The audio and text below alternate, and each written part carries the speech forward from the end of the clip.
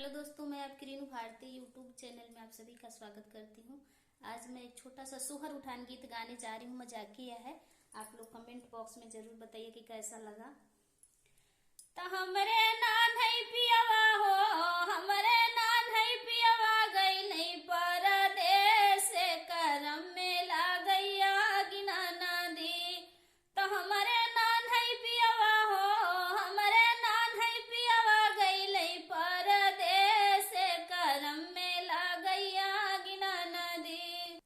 तो नन्हमई गमना मोर करम नहीं, नन्हमा गमना मोर करम नहीं, घरवा बाबा कई छोड़म ने, घरवा बाबा कई छोड़म ने, हमके लिया घरे बैठम ने, हमके लिया घरे बैठम ने, अपने पूर्वी बनी जिया गई ने, अपने पूर्वी बनी जिया गई ने।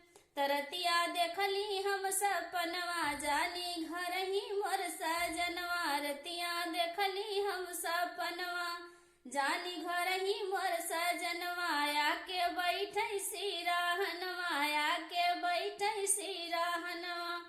तो हमारी आल्हर निदिया हो, हमारी आल्हर निदिया खैनी भले उचाटी, चिहुक के गईनी जागिना नदी। तो हमारी आल्हर निदिया गईनी भले उचाटी, चिहुक के गईनी जागिना नदी। हमारी